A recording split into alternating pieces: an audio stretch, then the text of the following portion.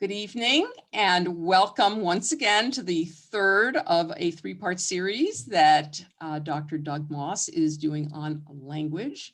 So I introduce Doug Moss and we look forward to hearing this final lecture. All right, thank you. And hello, everyone. Good evening. We are on the entire world rests on the tip of the tongue, and that is our focus for this evening's lecture. And that goes back to the idea that human language and as we go through talking about human languages, we've gone through these different aspects of language. We often forget that so much is transmitted through language. Everything we do is through language, and that each language is uniquely designed and able to express the culture from which it developed. And so a culture then transmits itself through language, and a language then is able to change as it mirrors cultural changes. So language influences culture, culture can influence language. And you can see that in our own language. You can see that in how much language has changed just even over the past few years. There's so many times that I laugh and say at work, from when I first started teaching, for example, I didn't have a computer. When I was in grad school, I didn't have a computer. It wasn't until I went for my doctorate that I had a computer. So undergraduate didn't have a computer. And then I think now about all the things that we do automatically as part of our vocabulary. I'll just Google that, or I'm going to hold a Zoom session, or I'll just put that into whatever search engine to go ahead and take me wherever I need to go. So our language also changes and mirrors the culture itself.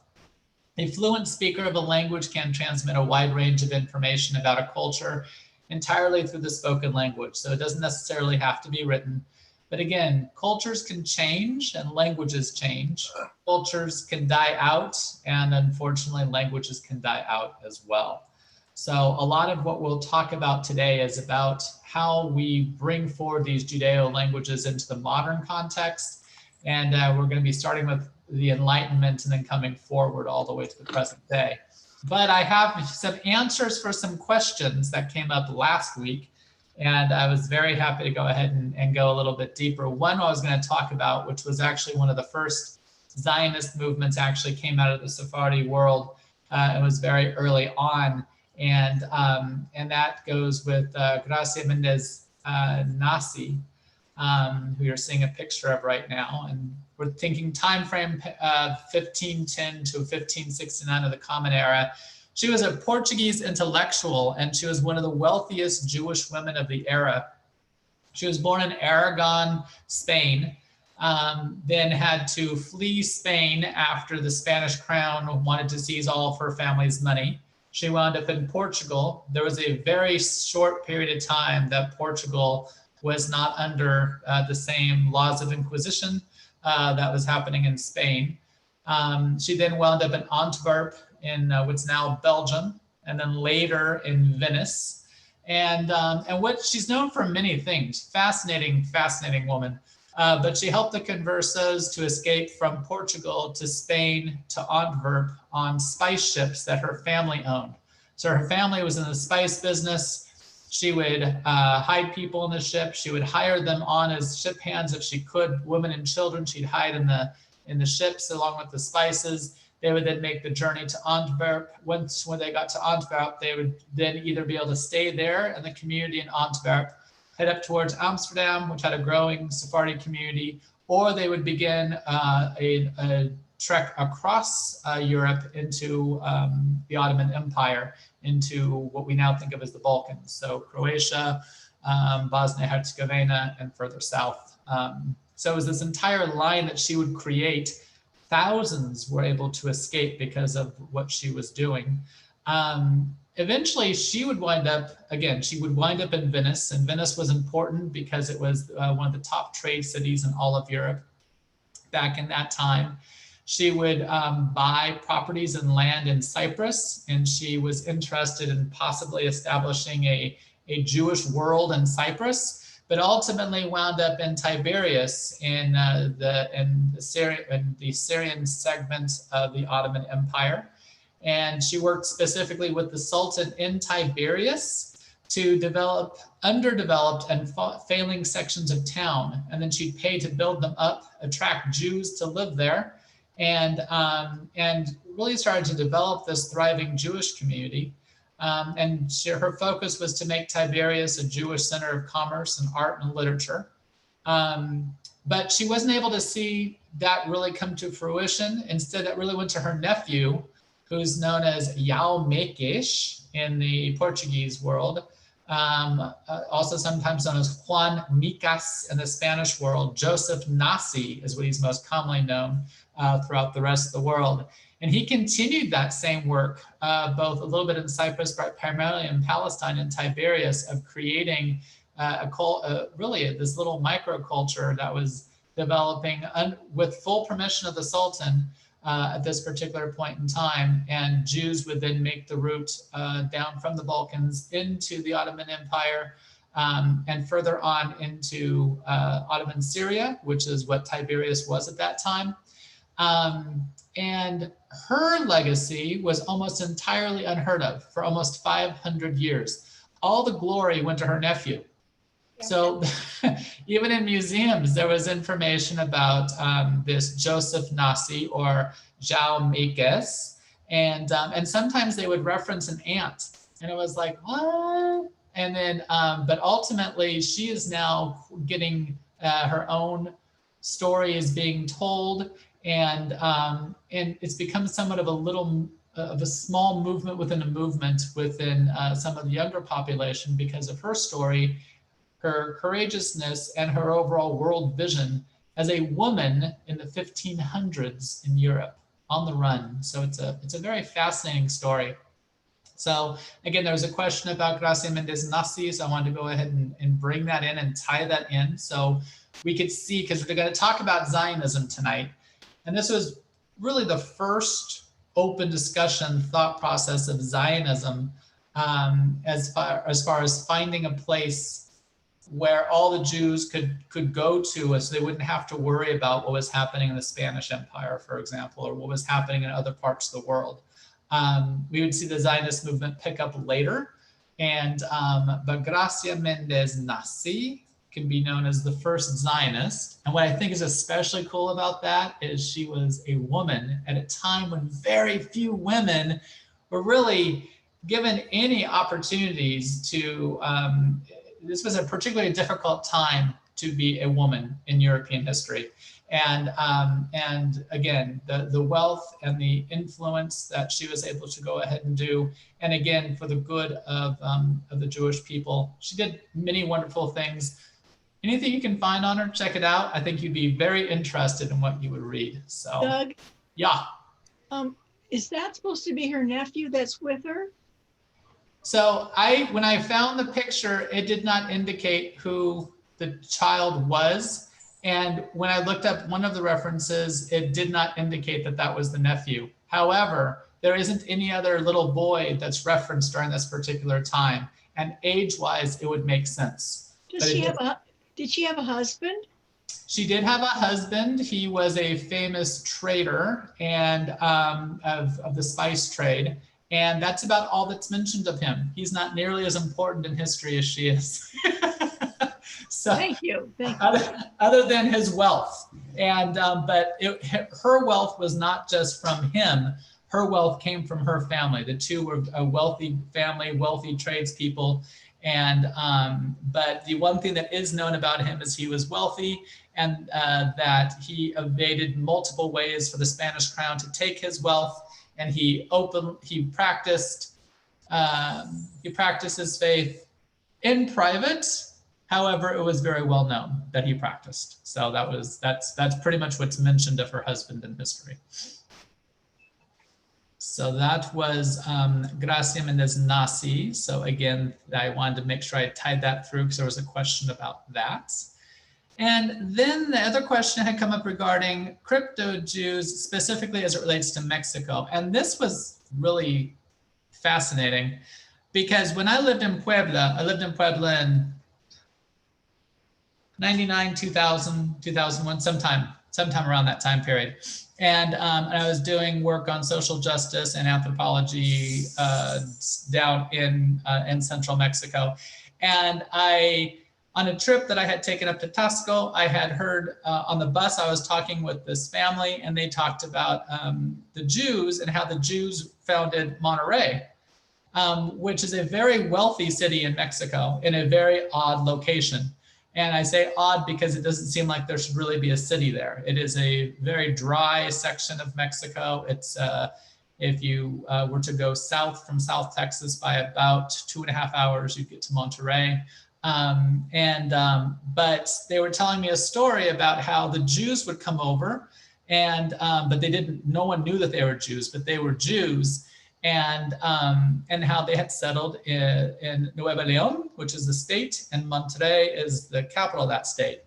So I looked up a little bit about it before, but I found out a lot more since we've talked. And I've also called a few people who I thought could assist out a little bit as well. And the majority of the Jews were Portuguese Jews that came into the Spanish New World, because you had to get out of Dodge, basically. You had to get out of Spain. So what happened is a lot of men would, because in the beginning they were men, a lot of men would hop on ships. So they estimate that upwards of 80% of the ships heading towards the New World were crewed by crypto Jews. So they would come over into the New World, and they primarily wind up in Mexico or Peru. And the reason for that is because Mexico was the head of the Spanish New World in the north. Peru was the capital in the south, the viceroys. So one was Mexico City and the other one was Lima. But then also additional Spanish Morenos, or again, the conversos, would come over to the Spanish New World, primarily settling in Mexico City and Guadalajara in Mexico, Lima, and Iquitos in Peru. But interestingly, the Moranos would eventually start heading north into a territory named Nuevo León, and their cultural heritage is seen both in the New Lion of the state of Nuevo León. It is it's openly talked about in the history of Monterrey and the state of Nuevo León that crypto Jews were the first settlers that came in. They largely bankrolled the development of the city of Monterrey and created it into a trade post where it otherwise largely would not be. And it is also on the main road that takes you up into what would be called Nuevo Mexico, what we now call New Mexico, which was the northernmost section of the Spanish Empire in the Western Hemisphere. To this day, there are a lot of Jews in Monterrey, throughout Nuevo León, and a lot of crypto Jews that continue popping up in New Mexico. So today, when Angela and I were in Santa Fe a couple of weeks ago, we stopped at one of the temples in Santa Fe, and we're lucky enough to get a tour from the rabbi there. And interesting guy, he's from England. He's the rabbi in Santa Fe, New Mexico. So I received an email from him today. I was asking him how often he comes across crypto Jews, and he was talking about how probably about once a year somebody will come up saying that their mother or their grandmother on their deathbed would say, "We're Jewish," you know. And this story has played out so many times. I've heard this exact same story, whether it's here in California, a large number in Mexico. This is such a big issue that over the past 10 years, both Spain and Portugal will offer Spanish or Portuguese citizenship to people of Sephardi descent, as long as they can prove it through their family lines, as part of a way of trying to heal from their past. The oddest part of this entire story is when I was living in Puebla, I'm vegetarian, so they eat a lot of pork in Puebla. So my house was the people I was living with were very kind. They didn't cook any animal products while I was there. And then they said, you know, you should really just go up to Monterrey, because in Monterrey, you know, they don't eat pork. And I said, well, you know, it's not that I don't eat pork. I don't eat any meat, not just pork. Because in Monterrey, they are known for having no pork dishes. They eat something called cabrito, which is a little, it's a goat that they Rotisserie. It's a rotisserie baby goat. There's the word I'm looking for. And they also eat something called samita, which we also have in Puebla, but samita and Puebla actually have rising agents in them. So it's kind of puffy, but the samita in these little biscuits that they have in Monterrey are flatbreads. They're basically matzahs with different seeds on top. And then they also have a dessert that is called bachala, and it's kind of like almost like a bread pudding. Very common elements that you see within Sephardi food. So it's interesting. Again, this is an extremely remote area of Mexico. You wouldn't have anticipated civilization or society developing there, let alone one of the richest cities in Mexico, which it still is. Monterrey is a thriving financial capital and trade center for Mexico.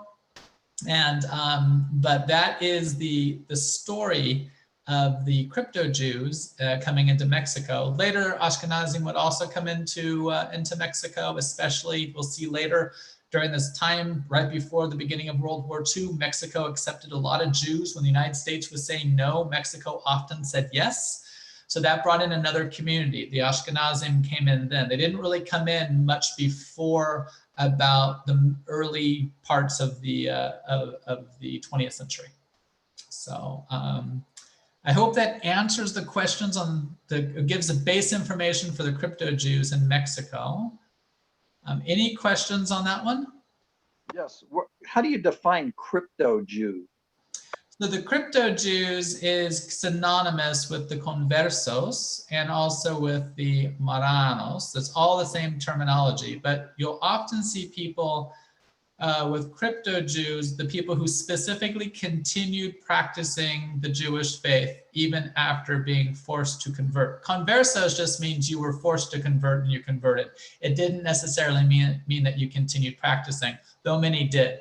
But the crypto Jews is another term that you will often find more commonly than conversos now, especially as it relates to Mexico and to the United States, on Jews who find out generations later that they're Jewish and they didn't know. But they did notice that on Friday nights they had braided bread, or they would recognize, they would know certain prayers that they thought were just something from the old country.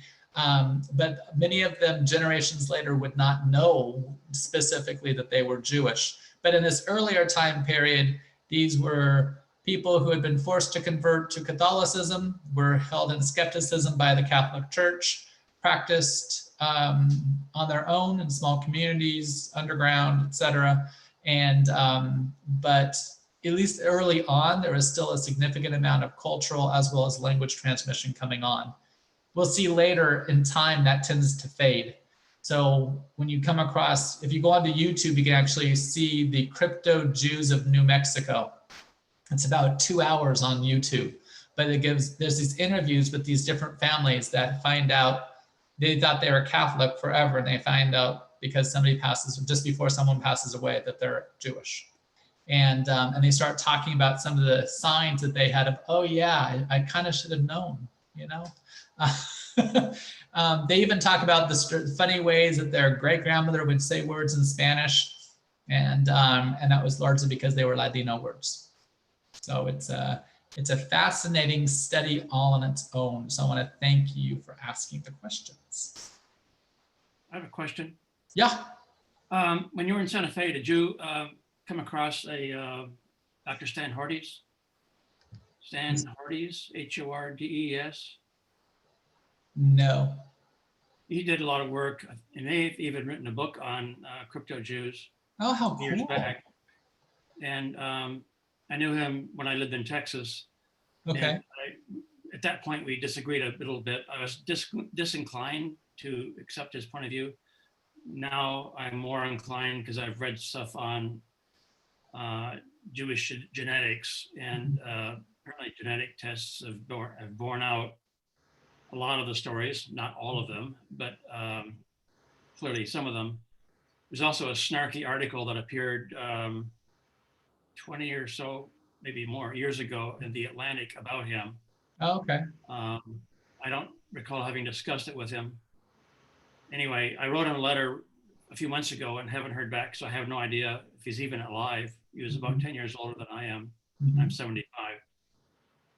So I hope he's in good health, but I don't know. And I just wondered if you'd happen to run across him. No, I didn't go out specifically for research in this area, but now I have this listed as one of the, especially with meeting up with this rabbi from England in Santa Fe, just gave me all sorts of interesting, different aspects of future visits and future things to study. So, and I did not know of the depth that this went through in New Mexico in particular. So, so certainly a lot more that I'm interested in learning for sure. So Doug, I have a question too. Mm-hmm. The people that were slowly discovering their Jewish heritage, how did this affect their going forward? Did this mess with their family structure? Did this mess with the children? Did they teach them? Yeah. You know, if you actually put in conversos, crypto Jews, you can put in Marranos, but that's really the older term that was used. You're going to come across some very interesting studies, because the hardest time that a lot of people have is that they will then go to a rabbi and say, so we're Jewish. So what am I supposed to do now? And the rabbi, what am I supposed to do now? How about taking an intro to Judaism class? Let's go, you know, whatever it might be to get entrance, just for people to feel, to have some basic Jewish literacy. But the challenge that a lot of people have, and you can imagine, if you had been Catholic your whole life, and then all of a sudden you find out that your family history is Jewish, and you go to a shul, just any random shul, and you walk in and you go to a service and you're talking to people on Shabbat, and all of a sudden you say, yeah, I just found out I'm Jewish. You know, I'm actually Catholic, but I just found out I'm Jewish. It starts to really, it's awkward for the individual, but it can also be awkward for a community that perhaps is not necessarily ready for some of the questions that wind up coming up, like, what do you do with children? How does this work with with marriages? Where do you go from here? And for a lot of conversos, again, this is generations later, they're Catholic. So they have to kind of come to terms with not only their own faith, but how does this now all fit together? You know, some people are like 40, 50, 60 years old finding out that they're Jewish, and this entire time they've been Catholic. So how do you go from, I was Catholic on Friday, I find out I'm Jewish, what am I really, what does this mean? Where do I go from here? So there are fascinating stories, and I encourage you, if you're interested in this topic, to look some up. There's some great books out there as well. And just I think the most important ones are the letters that people have written, or just the essays that people have written about their own experience of finding this information out. So it's an intriguing topic all on its own. So. Do you think some of these people were dissatisfied with their Catholicism? It just seems odd that if you've been raised all your life as one thing, and you find out you have something else in your history, that all of a sudden you become fascinated with that. You know, well, this is also something that's an American phenomenon, I would say, more so than in Europe. So, for example, if you find out you're Scottish and you go take a journey over to Scotland and you talk with every Scots person that you meet that you're Scottish, you're not necessarily going to get a warm reception of like, hey, welcome to the club. Europe finds it very odd that we are as interested in our heritage as we are. So I think within an American perspective, for a lot of people, it kind of just brought questions in, or it brought up some very interesting conversations that they may have been having in this family for generations. Sorry. I was just going to say, we actually have some people in our congregation who discovered that they had a Jewish background, their families were conversos. One of them is Maria Saldana. Unfortunately, she's not on tonight, but she was on last week. She's the one who asked about the Mexico business. She didn't find out that her mother was Jewish until after she died. And she's one of several people. So, they discover some strange things like, we had a Hanukkah that we used to light in December, or, my father used to sit on Saturday in his study and just read all day, and, or there were these interesting Kabbalah books that we never, knew what they were. So there's this sort of mysterious thing in the background that they finally understand sometimes after doing their DNA testing or finding, information in their parents' drawers or something like that. But Maria has a really interesting story, so that she's told it in public, but, might be worth redoing. And So you sometimes, might want to talk to her. and sometimes if you have hints to things like, when I did our DNA testing in the family, my mom's DNA comes back with distinct Spanish and Portuguese elements within it. And we have on my mom's side of the family, Dom Luis Jalisco. And when I look him up, it indicates that there was a rapid departure of him and his family from Spain on ships specifically heading for leaving Spain, basically. And going through, in his story, finding out that he was Jewish, but he wound up coming to the New World, marrying into a Powhatan clan. So that is, and I knew I was Native American as well, but I have, that's one lineage, just one element of one of the conversos coming into the New World, settling in the New World, and then ultimately marrying with somebody who's Native American. And that was certainly also the experience for some who came over to Mexico and also into Peru. But also for some people, they didn't know anything was off until somebody passes away and says something. But there's often clues, and I've talked with several rabbis who've had this experience of talking with people about clues. They just didn't, if you weren't Jewish, you wouldn't know. You wouldn't necessarily know. So it is a fascinating topic. So if you're interested, there's more and more information all the time. So especially, again, because there was a big push to get Spanish and Portuguese citizenship over the past decade, and that put more information out with ease and access. Isn't there a question of whether Columbus was Jewish? There has been a question about that, yeah, because there's a lot of things that don't fully make sense, but they do know that most of the crew on his ship were conversos. So, but there has been question about Christopher Columbus himself. So, and it just depends upon who you talk to. So, and that gets to be a very sensitive topic, especially in Spain. So, especially in Sevilla, which we talked about last week. That's where he's and that's where his burial place is, inside the main cathedral that used to be a synagogue. A little awkward. So. All right, so we're going to move into the main topic for tonight. We're going to talk, we're going to go back to get us to the place of this Enlightenment component and how this winds up playing out with language as we move to the Jewish languages. So when we talk about the Enlightenment, we're talking about roughly a period of time of like 1715-ish to about 1800. So less than 100 years. Previous to the Enlightenment, Jews stayed in small insulated groups. Boys and men studied the world via yeshiva. Girls would learn to read, but would gain knowledge of the world usually from their male family members. For the most part, the Jewish community shied away from non-Jewish sources. Very little, if any, engagement with the world around them. At this point, there were no branches of Judaism. It was simply Judaism. It was just Orthodox. And the differences were really between rabbis. The Ashkenazim and Sephardim rarely interacted with one another, other than in the unique settings like Amsterdam, Antwerp, London, or Copenhagen. The Sephardim in the Mediterranean and North Africa would blend in with the existing cultures, and the Sephardim continued to be active participants in science, engineering, and philosophy. The Enlightenment, which I will also refer to later as Die Aufklärung, which is what it's called in German, was really a German movement. It would spread throughout Europe, but it was very much a German movement. And it was this time where the sovereignty of reason came to Europe. Evidence was supposed to be found through your senses. And it was advancing ideals of liberty and progress, tolerance, fraternity, separation of church and state, and then the concept of nations having these things called constitutions, or the rules upon which people could rely upon and be able to look at from a judicial sense.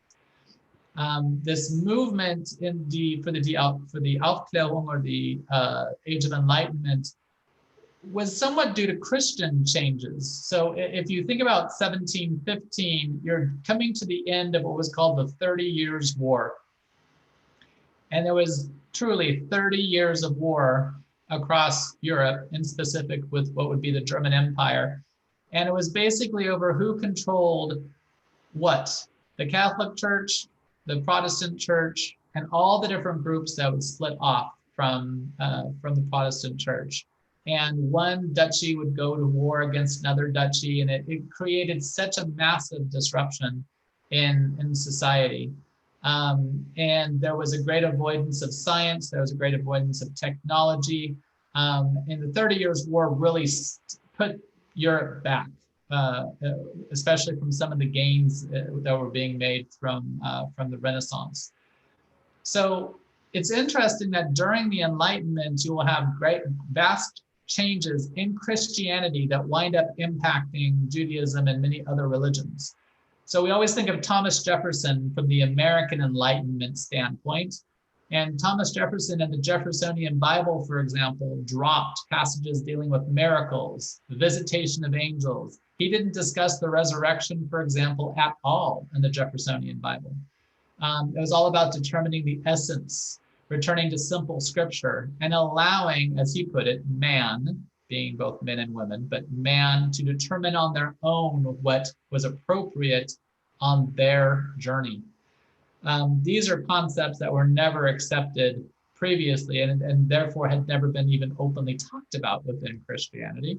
But the Age of Enlightenment brought that forward in Germany and started movements in science. It started movements in technology. It also made huge movements in literature.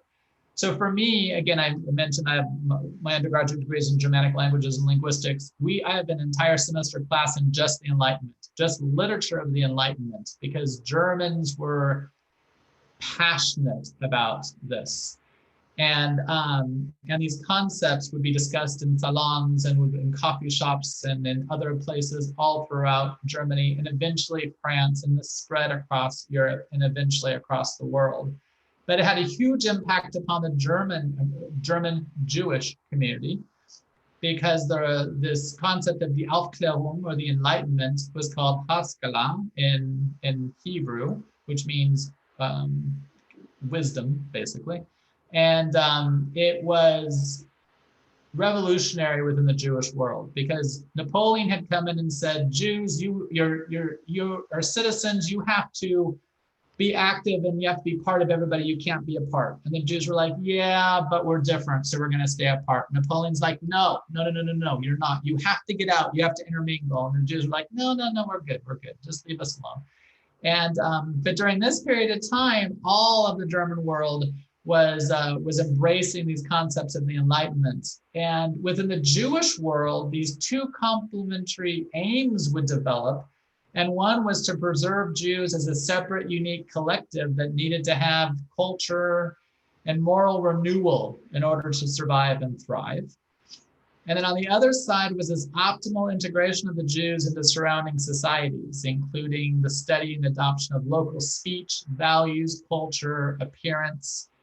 And all of this was, if both of these aims could somehow work in tandem, then there could be this economic productivity that would drive Jews to have greater level of integration within German society, but still this notion of being separate.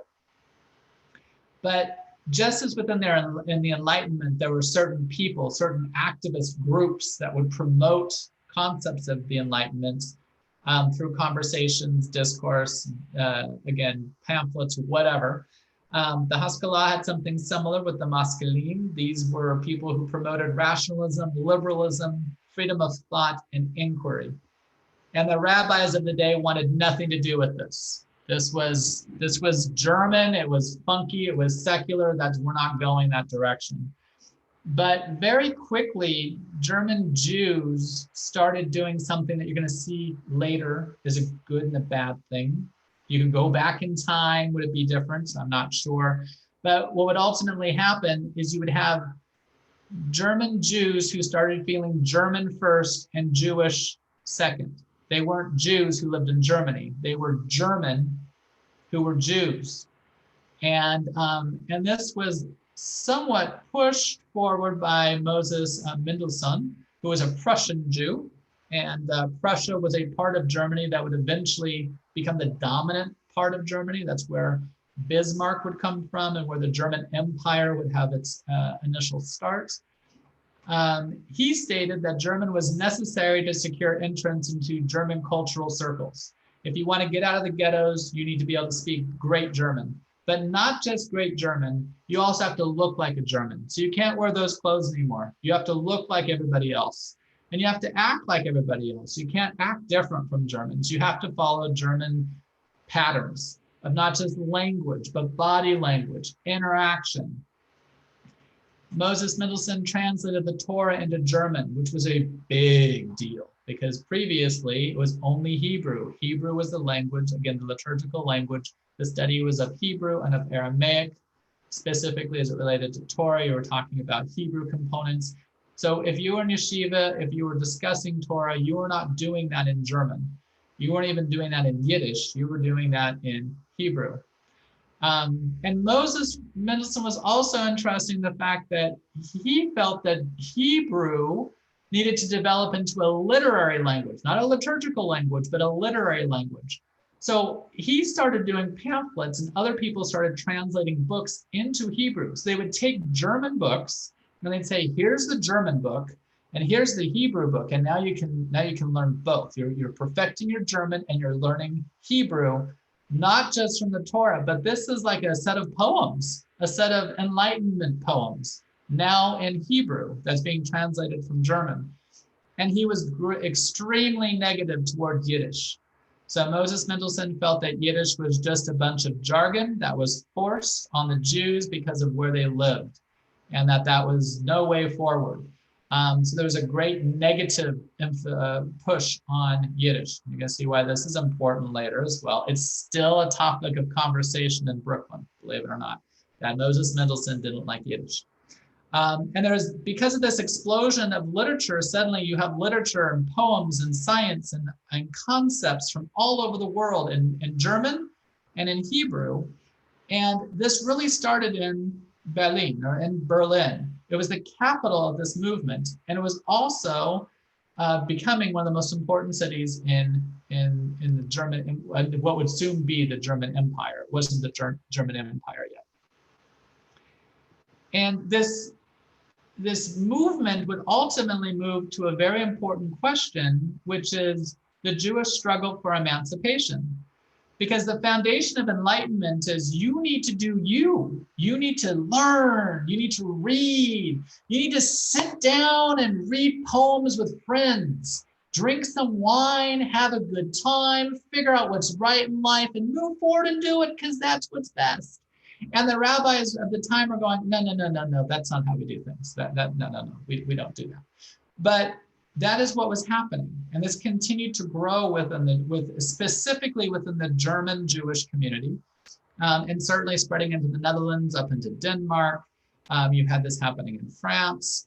And this suddenly you would have this movement of enlightenment that would start having this discussion of like Jewish political movements, which had never been discussed before. Jews didn't come along to have political conversations because they really weren't participants in their society. They were participants in their Jewish community, but not in the bigger, broader community. So it's from this focus then on this, we're Germans and we're Jews. There's this idea of giving a voice to the plurality of views, not just a few rabbis who were against it. There was an interest on non-Jewish or non-religious topics. And it became an opportunity to also to have a revision or a reconciliation with the Christians around, because the Christians were going through the same thing. Suddenly you have Jews and Christians having dialogue on topics that were important to the Enlightenment. And this cultural assimilation that would wind up happening rapidly within the course of a generation. You would have cultural assimilation of the vast majority of Jews within the German-speaking world, was something that Moses Mendelssohn found to be of great value. Our own Reform tradition was born out of this movement. That's how Reform Judaism came to be, because the Orthodox wanted, there wasn't Orthodox, it was just the rabbis of the yeshivas and of the shuls were having none to do with this movement. But people were finding, hey, we can go ahead and have our Shabbat services in German. We can read Torah in German. We can do this, and we can also go to the opera with our Christian neighbors. And we can go to tea with the people down the street, and we can learn new things. And this is kind of what was happening in between the early 1700s and the late 1800s within Germany. This would also then begin discussions of Zionism. So we start having discussions of Zionism, specifically from Theodor Herzl, and this concept that there needs to be a Jewish homeland, because this isn't all good. You all can learn German, but guess what? This isn't going to end well. We need to have a place to call our own, and it's important because Enlightenment teaches us that we are our own people, and we need to move forward that way. At the same time, the Reform movement was showing that you didn't have to go to shul in the strict Orthodox fashion in Hebrew. You could do things differently, and dramatic changes were made, including the entire basis of what was considered to be of greatest value within the Jewish communities, which had always been set by the rabbis, had always been from a very Orthodox, what we view now as Orthodox standpoint. And another element of this Enlightenment or Haskalah was the Musar movement that was developed largely early on in Lithuania. And this was another concept that was important in the Enlightenment, which was reflection, meditation, taking time to determine how you live your life within the ethical elements within Judaism, but also how this relates outwardly to the world and inwardly in you. That's the work of the Enlightenment. These conversations were not being had before. So within Reform, you then have this movement that emphasizes evolving nature of faith, the superiority of the ethical aspects to the ceremonial ones. You don't just do things just because. There's a belief in a continuous revelation, closely intertwined with human reason. And then one of the most important ones that really bothered the rabbis early on was that intellect is really what's important, not the theophany from Mount Sinai. It wasn't what was given at Mount Sinai. It's our collective intellect as Jews. And this was basically heresy to even have conversations like this. But Reform, liberalized Judaism, Reform Judaism grew rapidly in Germany. And the language of Reform was German. It was not Yiddish, and it was not Hebrew. They wanted to sound, act, and be just like their German neighbors. But at the same time, they were Jewish, and they felt that there was a place where both of those could be. Any questions up to this point? Because we're going to do like dual strands here. All right, if you do have questions, we'll come back through as well and be able to answer things. So simultaneously, so this is happening in Germany. I want you to think of Jerusalem now. And Jerusalem is under the Ottoman Empire, and it's part of the Syrian section of the Ottoman Empire. There wasn't a Syria back then. It was just called the Syrian section of the Ottoman Empire. Jerusalem spoke Levantine Arabic. That's what their language was. And Jews continued to find their way to Jerusalem. The Ottoman Empire was a safe haven for Jews. They were given preferred status within the Ottoman Empire. And this is going to be super important in about 10 minutes as we're going through these concepts. But Jerusalem was becoming more and more of a Jewish city. It was still Arabic speaking, but the Jews who found themselves there speaking a variety of different languages would then start throwing Hebrew in with these other languages. They would use Hebrew with Arabic, they use Hebrew with Ladino, Hebrew with Yiddish, Hebrew with Aramaic, Hebrew with Greek, whatever it might be. And in time, it was really clear that Hebrew was no longer a dead language. Hebrew was suddenly coming back to life as a language that people used for conversation. We talked on the first night that Hebrew was considered to be really too holy for a while to be a spoken language, and it was really left as a liturgical language, and hadn't really been spoken for, at this point, almost 2,000 years. There was a person by the name of Eliezer ben Yehuda, who was a journalist and an archivist who was working in Jerusalem. And he made it his mission, his life's mission. And those of you who've been to Israel know all about Ben Yehuda.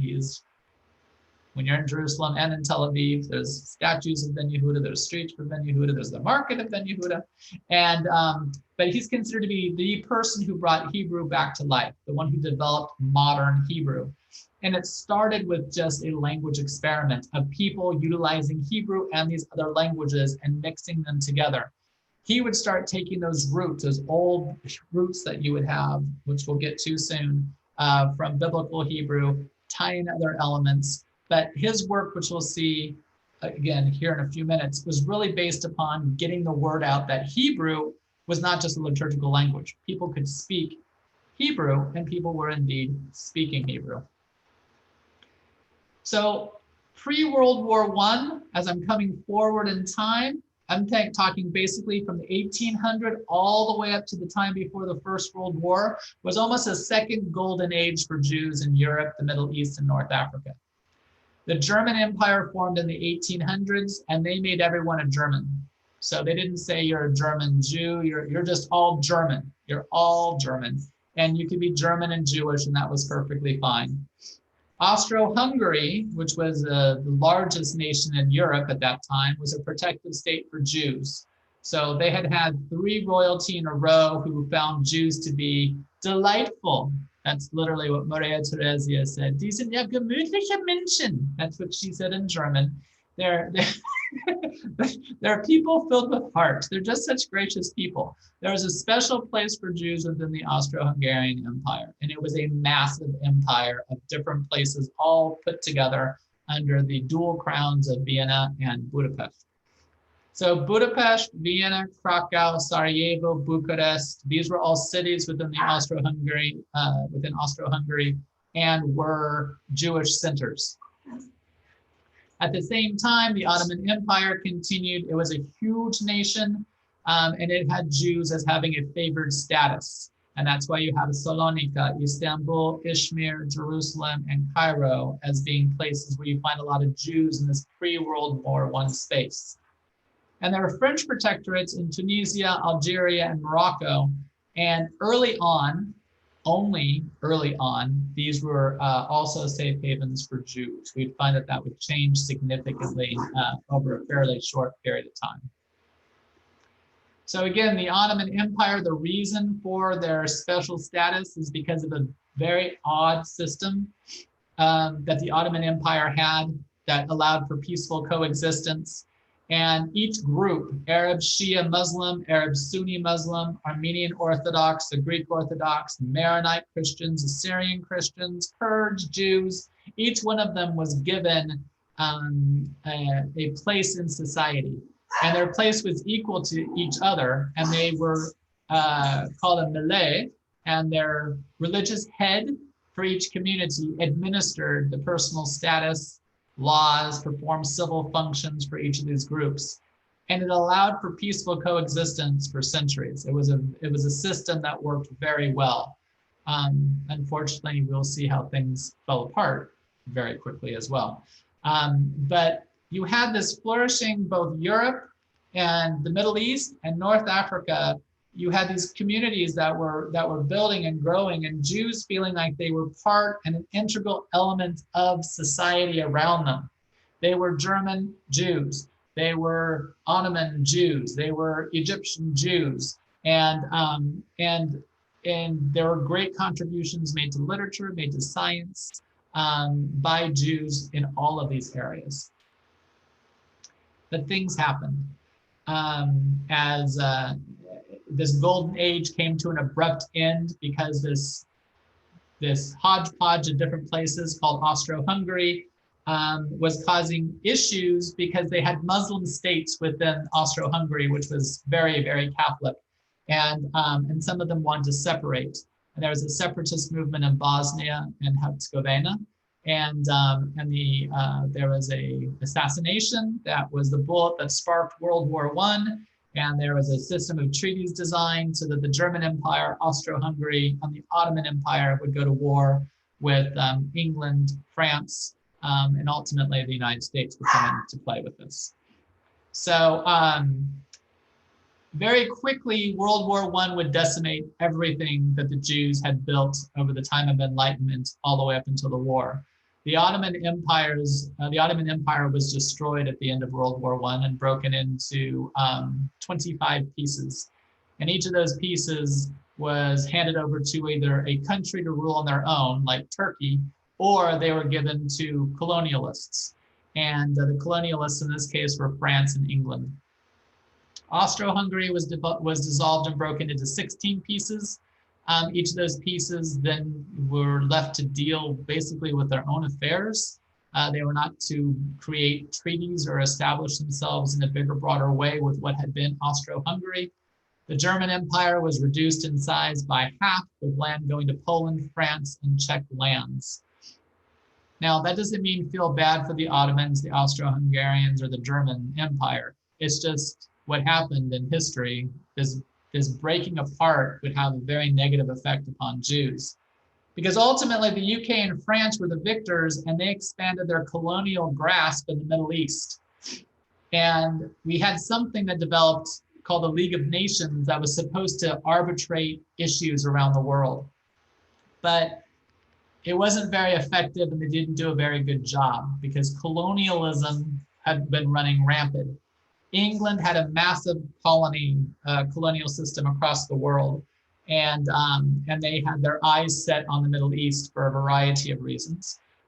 France was also a large colonial power, especially in Africa and also in the Middle East. And the powers that be would basically take territories and turn them into protectorates or mandates, as it called in the League of Nations. So the League of Nations assigned Palestine to the UK, to England, and said, this is your mandate. You need to go ahead and manage their affairs. And the Lebanon was given to France. Syria was given to France. The Transjordan was given to, you have these different places that were all divided up. And they were divided up on a map while people basically sat and had conversations, and they would take out rulers and pens and pencils and draw on a map and say, this is what belongs to you and this is what belongs to you. Not a lot different than they had done in 1864 with a map of Africa. The consequences for this would be huge for Jews and for the world. This interwar period developed with the Weimar Republic in Germany.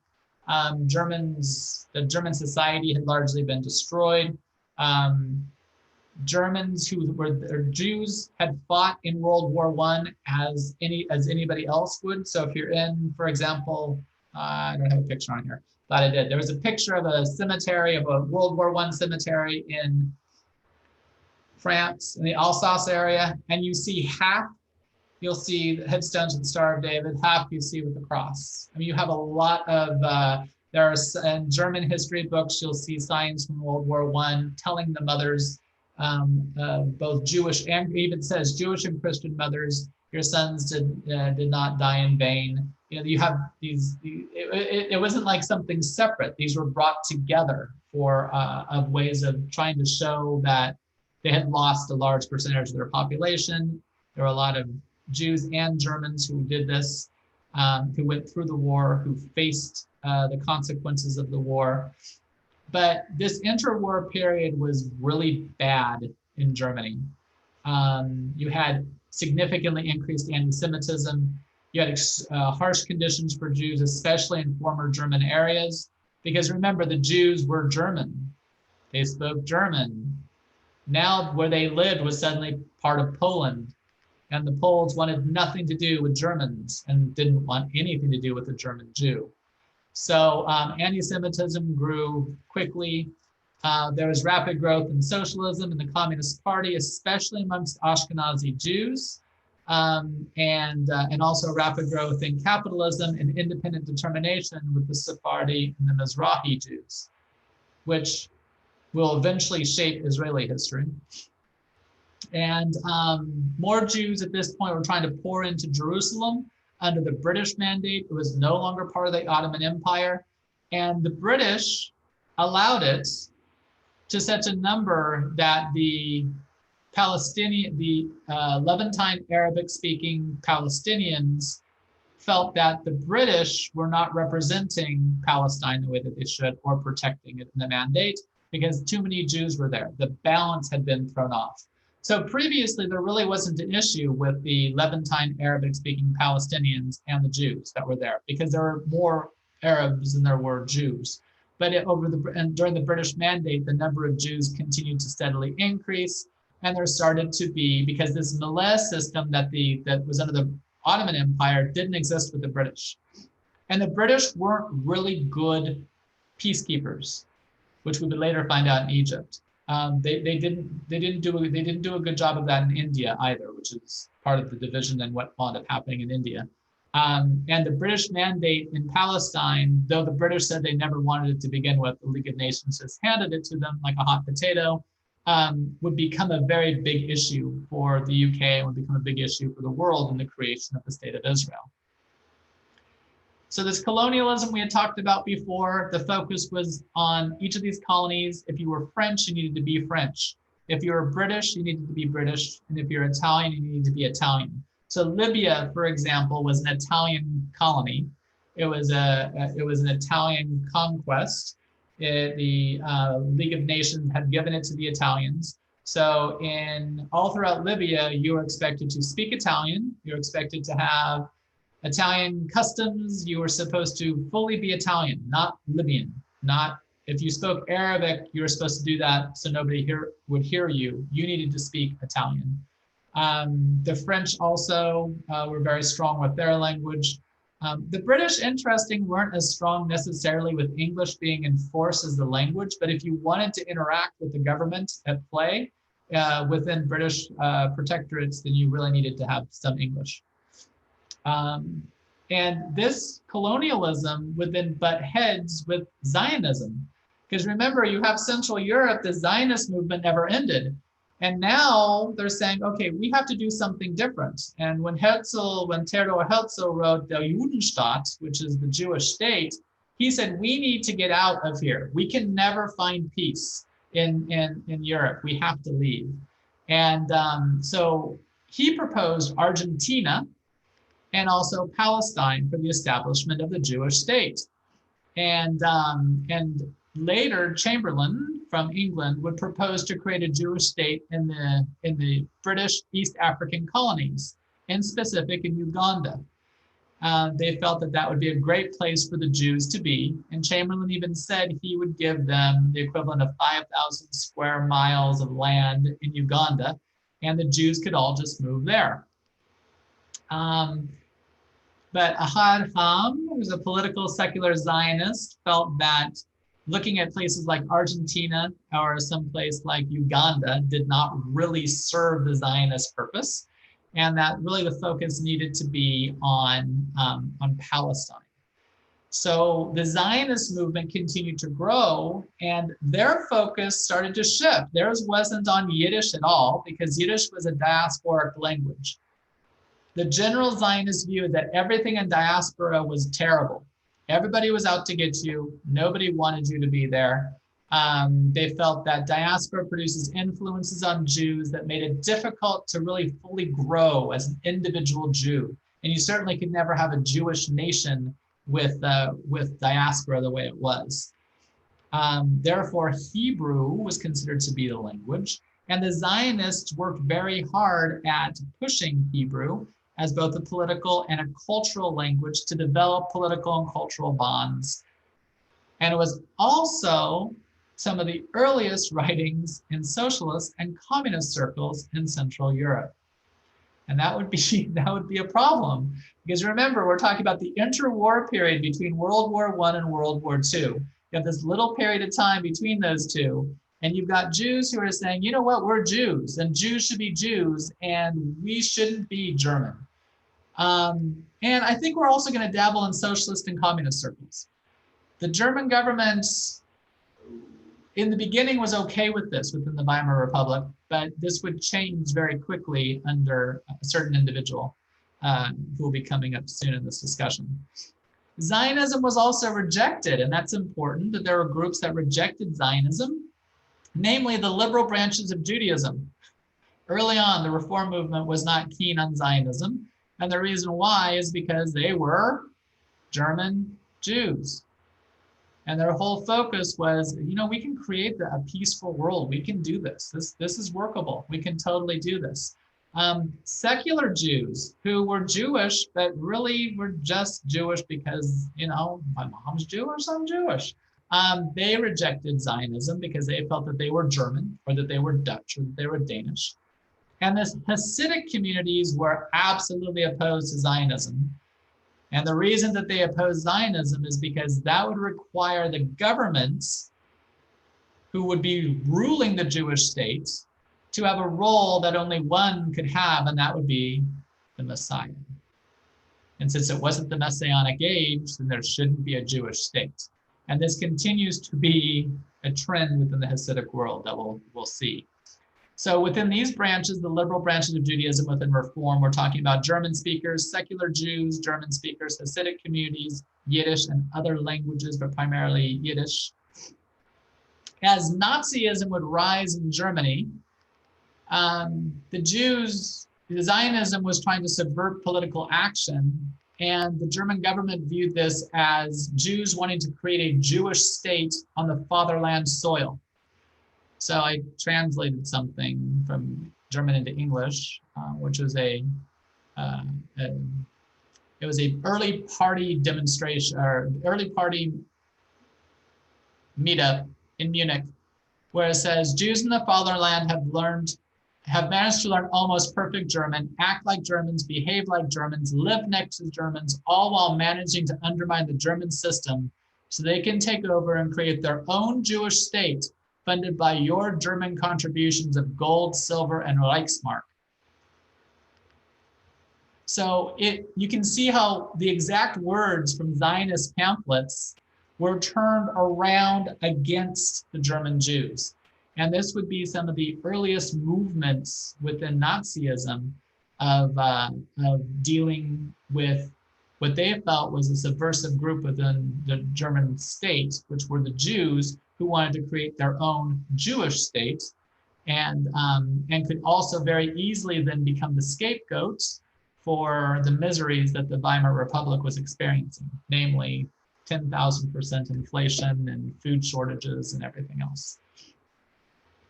The Mizrahi, which we had talked about as Jews that lived in North Africa and the Middle East, pre-1948, tensions rising with the fall of the Ottoman Empire, anti-Semitism was intensified because of colonialism. The Jews were still meshing well in the social fabric, but colonialism would do something interesting. The French would bring anti-Semitism with them to their colonies.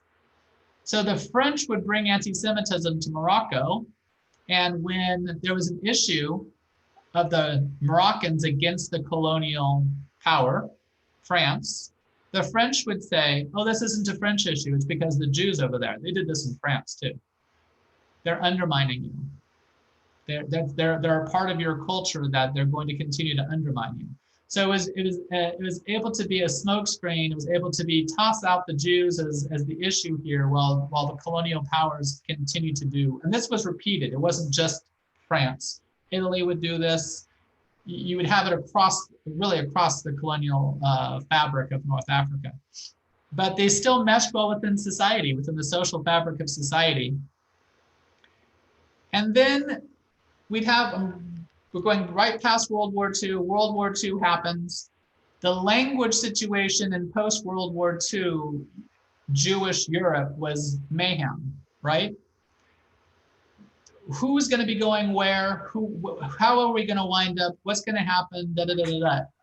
You have the British mandate over Palestine, and very quickly after the war, it is determined that British Mandate of Palestine was going to become the Jewish state. And they would absorb then a large number of refugees from around Europe. All the displacements, everything that wound up happening when you were released from a camp, where were you going to go? If you were released from a camp, you weren't going to go back to where you used to live in Berlin because it had been completely turned to rubble. There was nothing left. So pamphlets were handed out, primarily in Hebrew from the Zionist organizations, telling people to come to Israel, come down to Palestine. And initially the British limited how many could come in. Eventually this would be lifted. And eventually, going through a whole section of time, Israel was declared a state. And the moment that Israel was declared a state, the Mizrahi experience went to a terrible place. So the instant Israel was declared a state, it was considered to be the enemy state of almost every Muslim nation in the world. And as so, all Jews had to be expelled. So if you had lived for centuries as a Sephardi Jew in Morocco, and you considered yourself to be Sephardi and perhaps also Mizrahi, you'd been there forever. Morocco was like, you have a homeland now, go. The same thing would happen across North Africa. It would happen across the Middle East. You would have, and for the most part, this was okay because the colonial powers that were still holding tight to a lot of their colonies were really saying, you know what, the British at this point were like, we're about to go hands off with the mandate. They have their independence, we're leaving. You want to come in, go ahead and come in. Whoever wants to come in, let's go. And people couldn't get rid of their Jews fast enough. So you suddenly have a small population of Jews in what would now be Israel growing to a very large number quickly. And Hebrew is the key. It is the glue that would create the nation. People are coming in speaking Ladino, they're speaking Yiddish, they're speaking all these different languages. And in the end, Hebrew would be, much to Yehuda's, even though he had passed away by this point, but joy is that Hebrew would be truly brought back as a modern language. And it was a revived language. And Ladino was rejected as a Zionist, was rejected by the Zionists. Yiddish was rejected. And Hebrew was really what was brought forward. But the Hebrew would be influenced by Yiddish and also by Ladino. So modern Hebrew, for those who don't know, is the grammar and the structures of modern Hebrew are based upon Yiddish, not based upon biblical Hebrew. So in biblical Hebrew, the verb comes first. Then you have the subject, then you have the object. In modern Hebrew, it's subject, verb, object, just like Yiddish and just like English. But they did not adopt Yiddish pronunciation. They considered it to be impure and unclean. Those are the exact words they used. They were not very kind. They wanted Sephardic pronunciation. So Sephardic pronunciation would become the standard pronunciation for modern Hebrew. And they would create ulpanim, which means studios, language studios, where they would train people. You'd go to these studios, you'd learn Hebrew for free. In order to go to the military, you had to spend at least 2 months at a UPAN in order to go an ulpan in order to get your Hebrew skills up. So it very much reinforced the Jewish state. It reinforced Israel. It reinforced being the glue that brought everything together. And you have a language that was brought back from truly biblical Hebrew morphemes were attached with Mishnah spelling and grammar, with Sephardic pronunciation and Yiddish word order, idioms, and even phraseology. And that is what modern Hebrew would be. It was accepted as the language, it gained further ground in the mandate, and ultimately new words would have to enter Hebrew because there wasn't electricity in biblical Hebrew. So how do you describe electricity? So they have new words that came in from German, from Arabic, from Aramaic, from Yiddish, from Ladino, from Turkish, and that continues to this day. There used to be something called the Committee of Hebrew Language, the Ba'ad Halashon, which determines what words were going to be coming into Hebrew. Yehuda actually helped develop that. And but this would eventually turn into the current Academy for the Hebrew Language, which to this day determines what words come into Hebrew. So before we spend some time on videos, which is how this session is going to be ending, some really cool videos to tie this stuff together, I want to talk about what happens to languages, because this is important. Over time, we have something called dialect leveling, which means over time, if you have two languages that are very similar to one another, and whatever the more popular language is that's being used winds up becoming the dominant. And kids will start to drop the old dialect and will start to just speak the new dialect. German does this rapidly. The German that I grew up with as a kid is very different than the German that there is today. I have to learn new spelling rules. I have to learn new words. Sometimes I'm convinced the person is speaking to me in Germish, which is half German, half English, when I'm talking with my friends, but realize there are actually that many English words in German now. With Ladino, it is so close to Spanish that those who speak both Ladino and also Spanish, in each successive generation, that Ladino elements start to fade in favor of the common Spanish. The Spanish, if your language is hidden and you're only speaking it with small groups of people and you speak Spanish around in the bigger, broader community, your language is going to reflect the bigger, broader community.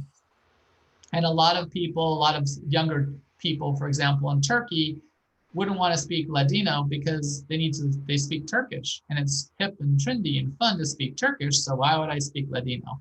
So you wind up having this change over time that has a huge impact upon all languages. So we're going to turn to a map of Israel. And on this map that you see in front of you, I didn't think about the fact I should have given you, I'm terrible with colors. I don't see colors like everybody else sees. So I'm going to do my best here. So the super dark purplish color are oceans and seas. That's like the Mediterranean, the Dead Sea, Sea of Galilee, and the Kinneret up in the north. The dark blue are Hebrew-speaking sections of Israel. The lighter blue are areas that are intermixed with Arabic. And when you get to white, those areas speak almost entirely Arabic. So those of you who've been to Israel know it's very, very small. It's a very tiny country. So you have still the dominance of Hebrew, but you can see how much Arabic, especially in the north, you'll see this mix of Arabic and Hebrew. And they're not spoken in the same towns. So when you're in northern Israel, you're going to see a Jewish town on one side of the road and a Muslim town on the other side of the road. The Muslim town speaks Arabic, the Jewish town speaks Hebrew. And they are both very well kept. It's not like in the West Bank where things get a little funky. It's just this really interesting intermixture of the languages. In the next slide, you're going to see the Ministry of the Interior. And you're going to see the sign in Hebrew, and then in Arabic, and then in English, and then in Russian, because Israel has absorbed a very large number of Russians. And one of the days that we were in Tel Aviv year before last, I think I heard and saw more Russian than Hebrew in certain sections of Tel Aviv. It has definitely become almost like the fourth language of Israel. The next one, if you've been to Israel, these are the signs that you'll see all on the road signs in Israel, where you'll see them in Hebrew and Arabic, and then in English of the Hebrew. It's always English of the Hebrew, not English of the Arabic. And there's another road sign on the freeway that's heading towards Jerusalem, Tel Aviv, Yafo, and Modi'in. So with the modern Hebrew language, you can go onto YouTube and look at a bunch of songs in Hebrew, but so often you're going to see very strong Haredi, Hasidic elements that you're like going, oh, okay, but it doesn't really show you the modern language. So what I'm going to show you now is a video from a group called Gi Vayechel, and they are a duo from Haifa, and it is not in any way, shape, or form religious. It is secular Jewish music in modern Hebrew. This I want to preface it, what you're about to see happened before COVID. The masks that they're wearing, what you're seeing, you're like going, oh, this must be right now. This is now 3 years ago that this video came out. It's actually a critique on society of being hidden behind masks and how always somebody is trying to give you an identity that they want to give you that's different from your own. So this is modern Hebrew in a modern context of modern secular music that is not specifically religious and driven. So I'm going to turn it over to Ange to get that one going.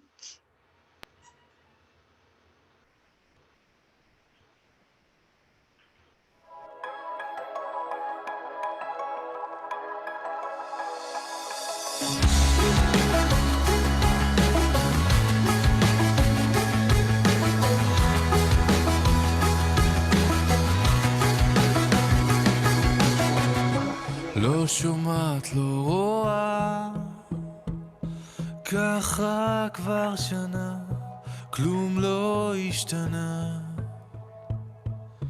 מסתתרת מתחת לשמיכה, כועסת על עצמה, יום הולדת והיא שוב עצובה.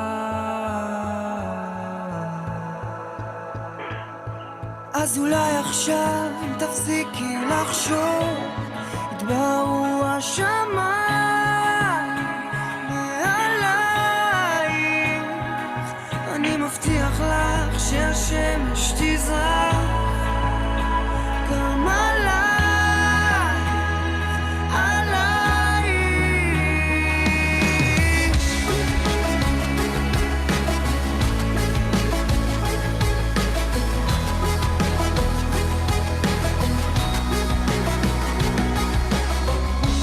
מתאפרת שכבה ועוד שכבה, מנסה להסתיר את הפנים שלה.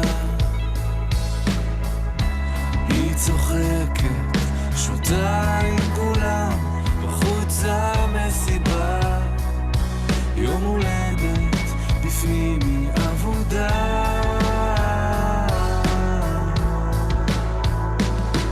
אז אולי עכשיו אם תפסיקי לחשוב, יתבהרו השמיים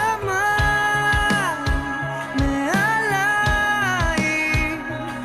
אני מבטיח לך שהשמש תזרח גם עלייך, עלייך.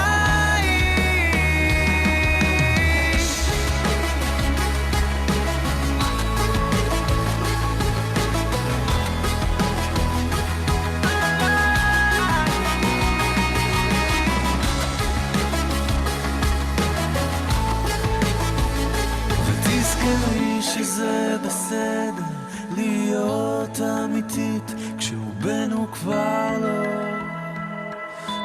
לא. אני מבטיח לך שהשמש תזרח גם עלייך, אם רק תפסיקי לחשוב, שמש תזרח. אם רק תפסיקי לחשוב, שמש תזרח עלייך.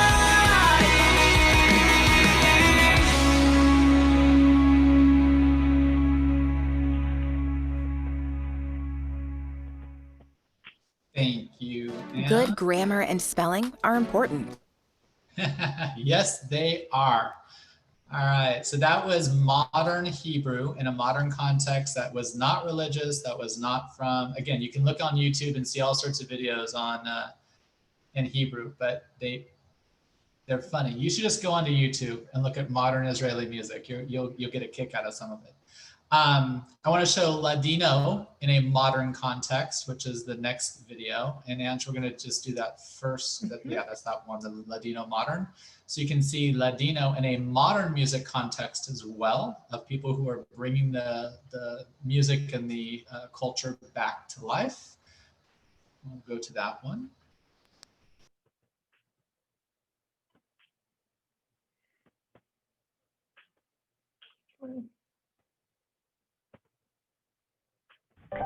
Durme, durme, querido Ishiko. Durme, durme, sin ansia ni dolor. With a sultry voice and a powerful soul, singer writer Noam Vazana is belting out tunes and breathing new life into a dying language. For me, it's also a journey to my roots, but the rediscovery has been amazing. So I feel like I have also some kind of obligation to help it thrive and make it more relevant today, especially with the young generation. The Israeli-born Amsterdam-based singer, pianist, and trombone player has come out with the first original Ladino pop album.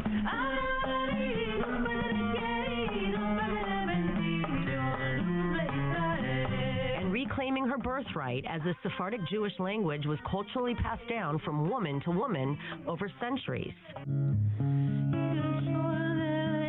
Women would speak between themselves in Ladino about recipes, about unattained love, because marriage was arranged back then. All this passion and lust had to manifest itself somewhere.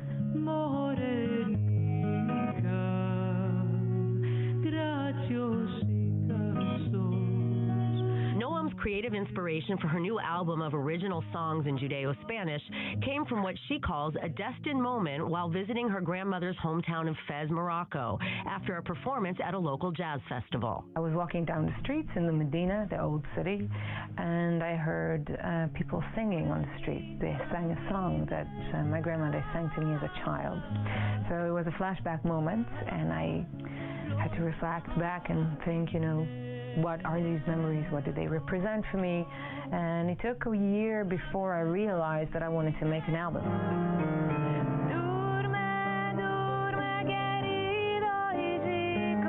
So she studied the Ladino language with a Dutch professor, and she's not alone.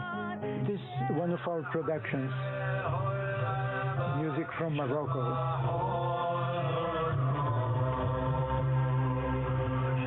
Ladino professor Edwin Sarosi heads the Jewish Music Research Center at Hebrew University and has seen a resurgence of young people wanting to learn the language. The word Ladino comes in the context of the translations of the sacred scriptures into Latin, that is to say, into modern Romance language, into Spanish. But what many don't realize is that the Jews of medieval Spain spoke Arabic, not Ladino. Professor Sarosi says Ladino developed as a language of survival across North Africa and the Ottoman Empire after the Jews were expelled during the Inquisition. The Judeo-Spanish that was created after the expulsion, as I said, has these two features.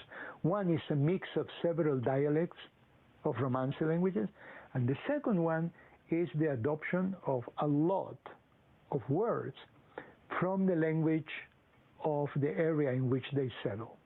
And same with the sound and style of music using different instruments popular in different regions of the diaspora.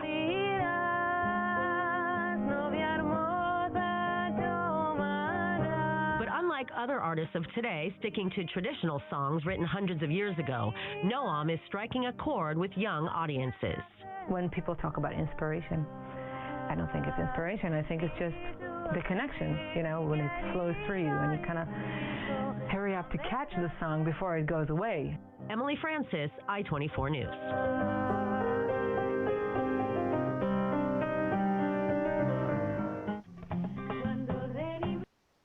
Perfect. So then what we're going to do is I'm going to leave a question as we go into the next video segment. And at the end of that, I'm going to open everything up for discussion, because the real question is, do we have a Judeo-English language? Do all of us speak a Judeo-English and don't even realize it? Like, we might speak some Yiddish or Ladino, we might have certain words, but besides that, do we have a Judeo-English? And the next video, which I find to be fascinating, I'll be putting the link into the chat, so if you want to see the whole thing, you can see it. This is about 8 minutes or so, but it's amazing because it ties everything together so much better than I could say it. And then we'll talk discussion, anything else you want to stay and have a discussion about any of the points you talked about, we'll do that. But the thing to put in your mind right now is, do we have a Judeo-English? Do we speak Judeo-English? Rabbi, do we speak a Judeo-English? Do we? I wonder. Let's find out. Let's go ahead into this next segment.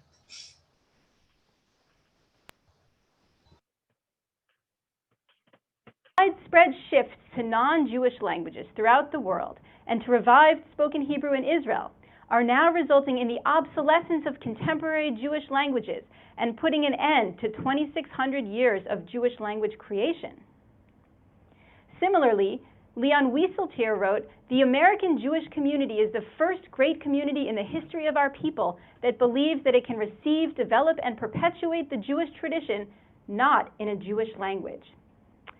Now, this made me sad, this notion that we are not continuing the long-lasting history of our people.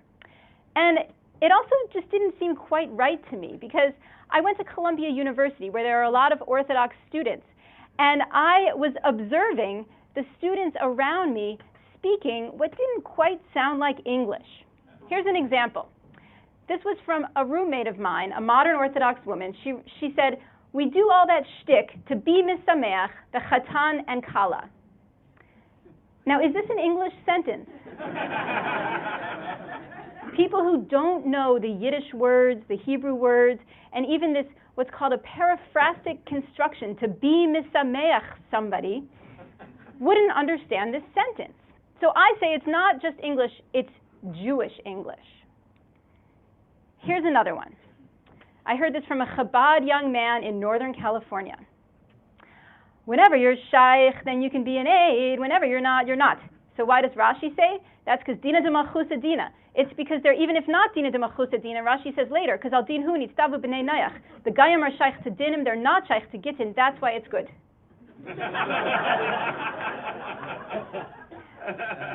Is that English?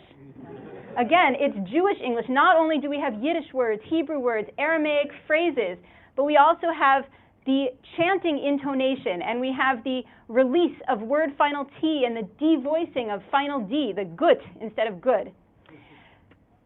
So now you might be saying, well, this is just an Orthodox thing. It's just Orthodox Jews who speak Jewish English, and the rest of us just speak English.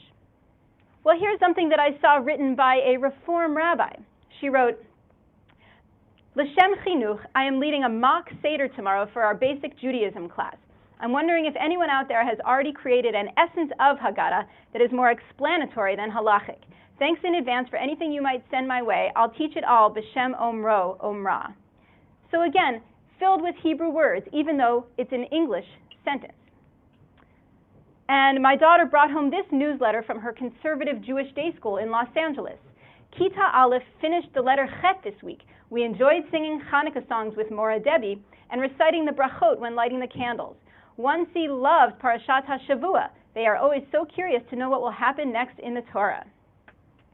So now you might be thinking, well, this is just a religious thing. It's just an educational setting. Well, here's another one from an educational setting, but from a secular Jewish community called the Sholem community in Los Angeles. A shout out from Vav class Lehrer Mike to anyone who has a copy of Mouse. So again, they're using Vav and Lehrer. They're using, instead of Hebrew words, this time they're using Yiddish words to distinguish themselves from other Jews and from other Americans. So we see that this is a very common phenomenon. Jews of diverse backgrounds speak and write English with distinctive features, especially words from Hebrew and Yiddish. We use language to show others not only that we're Jews, but also that we're a certain type of Jews. So whether we are Ashkenazi or Sephardi, queer or Southern or eco-Jews, or all of the above, we use language to show that we are connected with certain communities. Not only the words that we use, but even the types of letters that we use to show who we are. Now, of course, it's not just language that we use to do this. It's also music and dance and food and clothing and so many other things. But I personally like to focus on language because it's ubiquitous. You can't get away from it. Whenever you open your mouth, or even when you choose to remain silent, You are using language to show that you align with some people and distinguish yourself from others. So with this in mind, I decided to do a little bit more research about whether Jews do actually speak a Jewish language. And so I looked at a number of other diaspora Jewish languages throughout history, and I wanted to see how American Jewish English compares to those. Like other Jewish languages, we have a non-Jewish base language, in this case English. We have a Hebrew and Aramaic component. We have influences from a previous Jewish language, in this case, for the most part, Yiddish. And we have a number of other distinctive features, including distinctive ways of pronouncing vowels, especially in some Orthodox communities. And now, if anyone tells you that you interrupt too much, just tell them, I'm not interrupting, I'm overlapping. We do have other distinctive features in our discourse style. In addition, there is another feature common among Jewish languages around the world that American Jews do not share, and that is a Hebrew writing system. Jewish languages throughout history have written their language in Hebrew letters. For example, this is a translation of Bereshit, the beginning of the Torah, into Judeo-Persian on the right. And this is a translation into Aramaic and Judeo-Arabic, all using Hebrew letters. This one is Yiddish, in Onheb, Hodgot, Bashafin, etc., etc., all in Hebrew letters. We don't do this in English. We don't write, my name is, with a mem and two yod, right? We don't do that in English, but we do sometimes write English and insert Hebrew words into the English, especially in educational settings, but also sometimes, especially in the Orthodox world, in signs, in notes, and that kind of thing. We also do this when we want to show our political orientation. If we have an Obama bumper sticker or a Romney button, we are showing that we are Obama supporters or Romney supporters, but we're also showing that we are learned Jews. When we want to show our college colors, that one says Michigan. When we want to show that we are sports fans, whether you're a Yankees fan or a Mets fan, there's always a Hebrew shirt or hat for you. So now some people say that because contemporary Jews don't write their languages in Hebrew letters, that their languages don't count as Jewish languages. And some say that because Jewish English is not as distinct as Yiddish and Ladino, that it doesn't count as a Jewish language. And my response to that is that we need a new understanding of Jewish languages. My understanding is that Jews tend to speak the local language with the selective use of a repertoire of distinctive features. And Yiddish and Ladino are exceptions in the history of Jewish languages because they were maintained for centuries away from their lands of origin. So with this new understanding, we can talk about a continuum of linguistic distinctiveness. Some Jewish languages are very, very similar to the local non-Jewish languages. Some are extremely distinct, and some are in the middle. So where do American Jews fall along this continuum? All over it. On the least distinct side, we have many secular Jews who speak English exactly like their non-Jewish friends and neighbors, with maybe the addition of a few Yiddish words here and there, like bris, Yortzeit candle, and that kind of thing. And then we have religious non-Orthodox Jews who do speak English just like their non-Jewish friends and neighbors, but also throw in many Hebrew and Yiddish words, especially in in-group settings. And then we have Orthodox Jews who use a number of Yiddish and Hebrew words and also grammatical influences from Yiddish and distinctive ways of pronouncing vowels and consonants and other distinctive features. And finally, akin to Yiddish and Ladino in Slavic and Balkan lands, we have Hasidic Yiddish, which is maintained as a very separate language from the English language of the majority of Americans. So my answer is yes, American Jews do speak a Jewish language. And Jews around the world also speak contemporary Jewish languages throughout Europe, Latin America, and the former British Empire. So my message to you is that language connects us to other Jews, our local Jewish community, our world Jewish community, and our historical Jewish community. And as you continue throughout this conference and throughout other Jewish events, I want you to keep your ear out for how American Jews speak Jewish English and how they do this in a way that presents them not only as Jews, but also as certain types of Jews. And my assignment for you is to go to my website, the Jewish English Lexicon, and see a database of Hebrew and Yiddish and Ladino and other distinctive words that American Jews use, and also to add to it, to edit the entries that are there. It's a Wikipedia-style site, and you can see a lot of these words and who uses them, whether they're used by camp Jews or organizational Jews or Orthodox Jews or Sephardic Jews, all different types of Jews. And I hope that this talk has given you a new perspective on Jewish languages and shown that American Jews do, in fact, have a lot in common with our ancestors throughout history. Thank you. Thank you, Angela. So, I think that most of you have probably been in conversations where you have experienced the fact that we do have a Judeo-English language. So before I open it up for conversation, if you are interested in getting links to everything that we have done over all 3 nights and more, including word lists in Ladino, in Yiddish, and in Hebrew, and all sorts of cool, interesting links, etc., just put your email address inside of the chat, and I will take that and I will have it sent off to you. It'll probably come out the beginning of next week. It'll be like a little self-guided learning study packet, and you can go down as many rabbit holes as you want to from that, because there's a lot of resources in there. So I would like to go ahead and open up to questions, comments. So I will offer one very much along the line of Sarah's lecture. I'm teaching a class in Jewish literacy now, and in fact, many in this group are taking the class. And there are a number of people in there who are not Jewish and who are interested in conversion. And one of the comments was just along these lines, that I was tossing in words like mitzvah and often without explaining them.